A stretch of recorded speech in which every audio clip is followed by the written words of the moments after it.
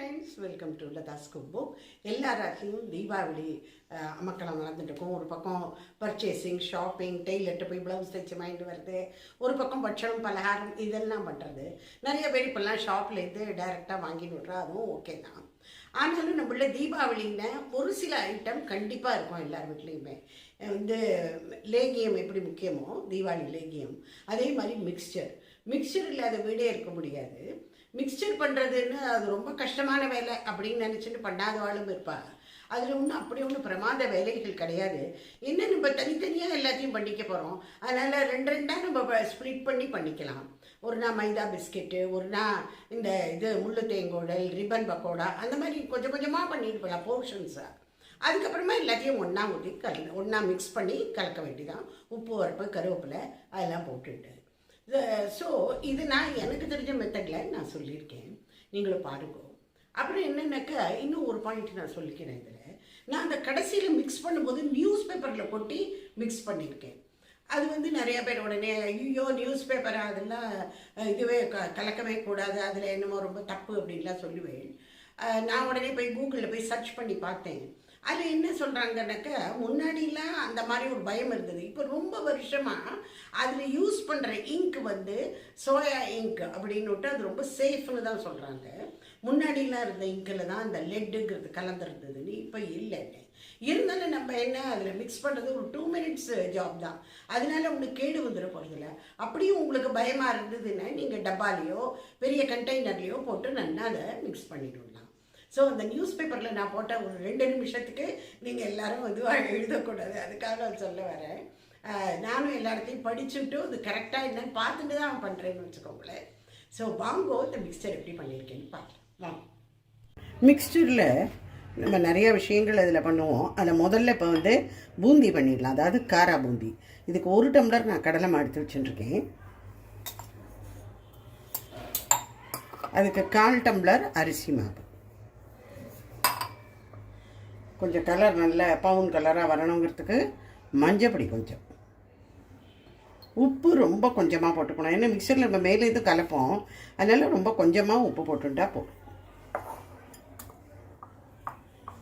நல்லா கலரி மிக்ஸ் பண்ணி விட்டணும் முதல்ல.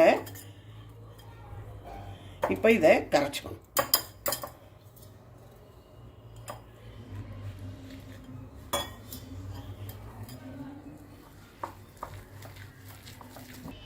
சூடான எண்ணெய் 1 டேபிள் ஸ்பூன் இதில் விட்டுக்கலாம்.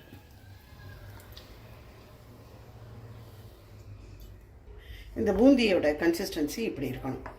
கொஞ்சம் கொஞ்சம் தோசை மாவு மாதிரி இருக்கணும். ரொம்ப கெட்டியாகவும் இருக்கக்கூடாது, சரியாக வராது. எங்கிட்ட ஜாரினி கரண்டி இருக்குது, இருந்தாலும் நான் இந்த கரண்டியில் தான் எப்பவும் பண்ணுற வழக்கம். என்ன இது ரொம்ப ஈஸி டு ஹேண்டில், அதனால் இந்த மாதிரி ஒரு கரண்டி எடுத்துக்கோங்க.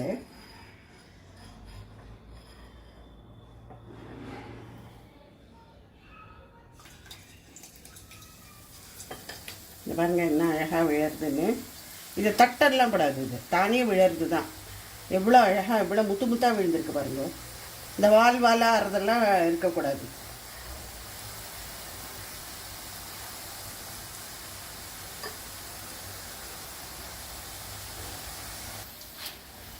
இதை கொஞ்சம் மீடியமில் தான் வச்சுக்கணும், ரொம்ப பேன் பெருசாக வச்சுக்கக்கூடாது. வச்சுட்டேன்னா ரொம்ப தீஞ்சு போன மாதிரி ஆகிடும். இந்த ஓசை அடங்கினவுடனே நம்ம எடுத்துக்கலாம். பாருங்க, இதில் சோடாலாம் நான் போடுற வழக்கம் கிடையாது, நான் சோடாலாம் போடவே மாட்டேன். எடுத்துடலாம்.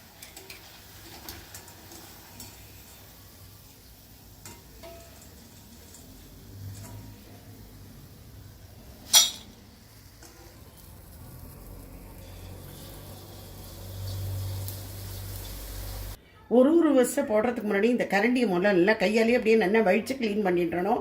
இதில் ஒன்றும் ஒட்டின்னு இருக்கக்கூடாது. ஒட்டின்னு இருந்தால் அது வராது. பூந்தி இந்த கண்ணெல்லாம் நல்லா க்ளீனாக இருக்கணும். அது பூந்தி கண்ணுன்னு சொல்லுவோம்ல, அது க்ளீனாக இருக்கணும்.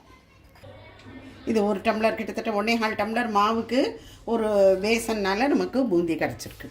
இது நம்ம அவில பொரிச்சுடலாம். இந்த அவில நான் நல்லா சலிச்சுட்டு ஒரு துணியால் நல்லா ட்ரையாக தொடச்சி வச்சுட்டுருக்கேன். இப்போ பொரிச்சுடலாம். இந்த ஃப்ளேம் கொஞ்சம் ஹையில் தான் வச்சுக்கணும்.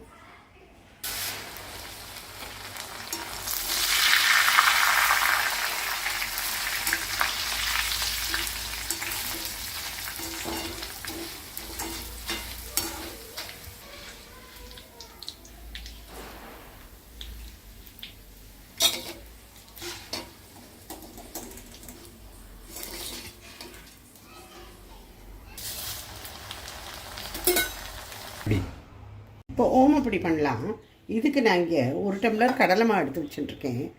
ஒரு 1/4 டம்ளரை விட குறைச்சல, அதாவது 2 டேபிள் ஸ்பூன் இருந்தால் ஜாஸ்தி. இது அரிசி மாவு, கொஞ்சமாக மஞ்சப்பொடி, கொஞ்சம் உப்பு, அவ்வளோதான் போட்டுக்கணும். அதுக்கு உப்பு போடக்கூடாது, ஒரு சும்மா பேருக்கு இப்படி போட்டுக்கணும். முதல்ல இப்படி கையாலேயே நல்லா கலந்து விட்டுன்றணும். கடாயில் எண்ணெய் வச்சுட்டேன் ஓமப்பொடி பொரிக்கிறதுக்கு. இதுலேருந்து சூடான எண்ணெய் எடுத்து ஒரு டேபிள் ஸ்பூன் போல் இதில் விட்டுக்கலாம். அது பாருங்க, இந்த மாதிரி விட்டுக்கலாம்.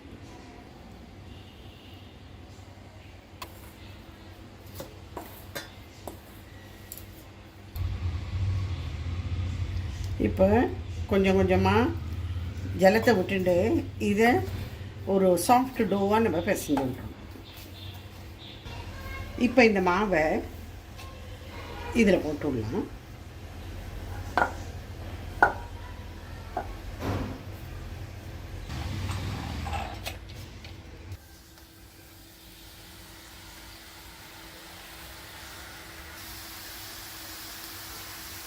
போட்டுவிட்டு உடனே திருப்பக்கூடாது. இப்போ அது வரும்போது அது கொஞ்சம் அப்படி மேலே அப்படி எழும்பி வரும்போது அப்போ திருப்பி விடணும். நான் ரொம்ப மெல்லிஸ் அச்சு போட்டுக்கல. இது மிக்சரில் போட்டால் கொஞ்சம் தெரியும் நிறைவா, அதுக்காக கொஞ்சம் பெருமனாக இருக்கிறதா பார்த்து போட்டுருக்கேன். இது கொஞ்சம் மீடியம் ஃப்ளேமில் முதல்ல இருக்கணும். அப்புறம் பொரிய ஆரம்பிக்கிறதுக்கு கொஞ்சம் ஹையில் வச்சுருக்கோம். இப்போ நல்லா ஓசை அடங்கி எடுத்து வரும்.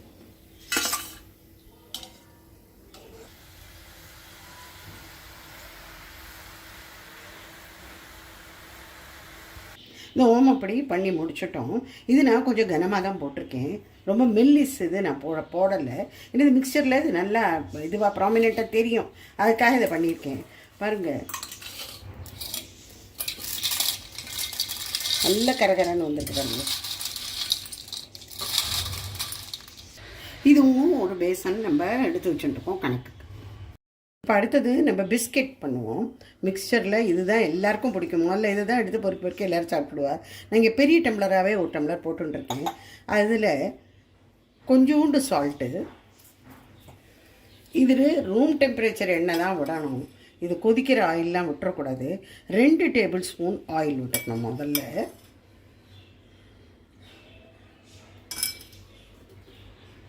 அப்புறம் ஒரு 1/4 டீஸ்பூன் அளவுக்கு சர்க்கரை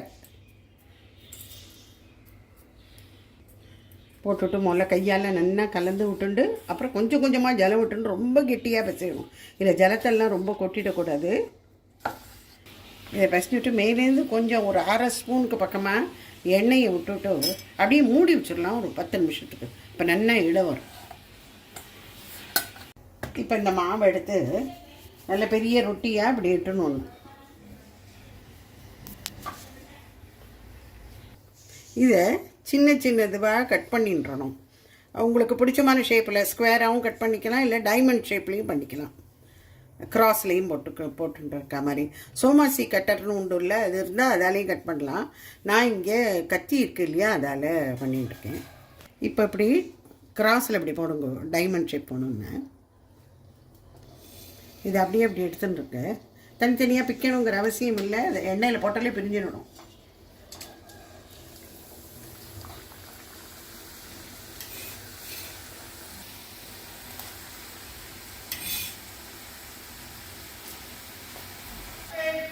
இப்போ இதை எடுத்துடலாம். சிம்மில் தான் வச்சுக்கணும். அதை மைதா ஒன்றும் நல்ல லோ ஃப்ளேமில் தான் பொரிக்கணும். ஒரு பேசன் நம்ம இந்த மைதா பிஸ்கெட்டும் ரெடி பண்ணிட்டோம். இப்போ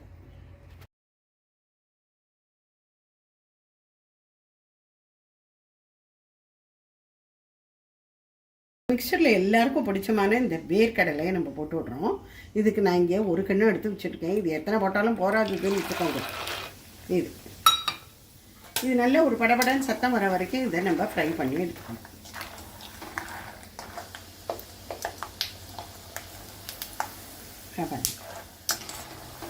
இப்போ இதை எடுத்துடலாம். நல்லா பொரிஞ்சு போயிடுது.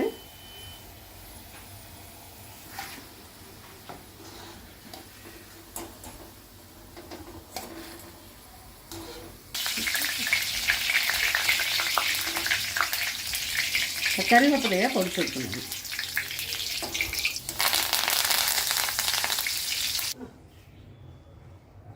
இப்போ நம்ம ரிப்பன் பக்கோடா, அதை நாடான்னு கூட சொல்லுவா, அது பண்ணணும். இதுக்கு 2 டம்ளர் நான் இங்கே அரிசி மாவு வச்சுருக்கேன். 2 அரிசி மாவுன்னா 1 கடலை மாவு. இதில் நிறைய பேர் பாதி பொட்டுக்கடலை கூட போட்டுப்பா, இதில் பாதி கடலை மாவுன்னு. நான் அதெல்லாம் பண்ணலை. இது இப்போ இதில் அரை உப்பு தான் போட்டுக்கணும். இந்த மேலேருந்து வர நம்ம மிக்சர் போது மேலேருந்து போடுவோம்ல உப்பு காரம் அதெல்லாம், அதனால் அது கொஞ்சம் தான் போட்டுருக்கேன். அதுக்கப்புறமா சீரகம் கொஞ்சம், எள்ளு கூட போட்டுக்கலாம். நான் இங்கே வெறும் ஜீரகம் தான் போட்டுருக்கேன். இதை முதல்ல நல்லா அப்படி கலந்து விட்டுணுடலாம். அப்புறம் இதில் ஒரு சூடான எண்ணெய் ஒரு 2 ஸ்பூன் விட்டுக்கலாம், 2 டேபிள் ஸ்பூன் வச்சுக்கலாம். அவ்வளோ. இப்போ கொஞ்சம் கொஞ்சமாக ஜலத்தை விட்டு இதை கெட்டி மாவாக பிசைஞ்சு விட்டுறணும். இப்போ மாவு பிசைஞ்சாச்சு. இந்த 3 டம்ளர் மாவு இருக்குதுல, அது கிட்டத்தட்ட 1.5 டம்ளர் போல் இது ஜலம் வாங்கியிருக்கு. இப்போ நம்ம அச்சில் போட்டு இதை பொரிச்சுக்கலாம்.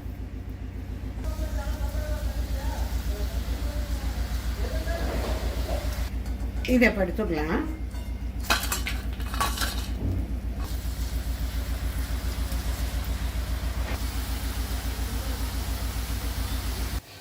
இப்போ ரிப்பன் பக்கோடாவும் ரெடி ஆகிடுது. இப்போ எல்லாத்தையும் போட்டு ஒரு நியூஸ் பேப்பரில் எல்லாத்தையும் கொட்டிட்டு இதில் உப்பு காரம் எல்லாத்தையும் போட்டு கலந்த உடனே காமிக்கிறேன். நம்ம மிக்சர் பண்ணி எல்லாம் தனித்தனியாக வச்சுருந்தோம் இல்லையா, இப்போ எல்லாத்தையும் உப்பு, உரப்பு, கருவேப்பிலை எல்லாத்தையும் போட்டு மிக்ஸ் பண்ணிடணும். முதல்ல நம்ம அவல் எடுத்துட்டுருக்கேன், அதை போட்டேன். அடுத்தது காரா பூந்தி,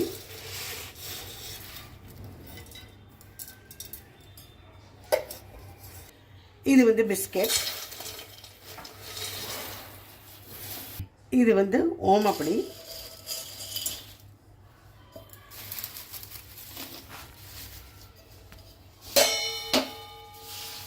இது வந்து ரிப்பன் பக்கோடா. எல்லாத்தையுமே மேலேருந்து உப்பு காரம் எல்லாம் போட்டு நம்ம கலரி விட்டுறோம். மேற்கடல்,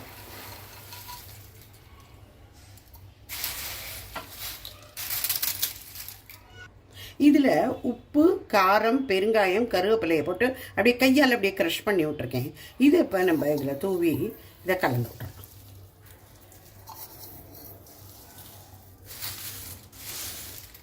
இதை நல்லா கலந்துட்டு, இல்லை டப்பாலேயே போட்டு கூட நம்ம நல்லா குலுக்கி அப்படி வச்சுட்டா எல்லா இடத்துலையும் ஈவனாக ஸ்ப்ரெட் ஆகிடும். ஸோ கிட்டத்தட்ட சுமார் ஒரு 2-2.5 கிலோ மிக்சர் நம்ம ஆட்டில் பண்ணிட்டோம். அதுவும் நான் கொஞ்சம் கொஞ்சமாக பண்ணிட்டேன், அதனால் என்னால் பண்ண முடிஞ்சுது.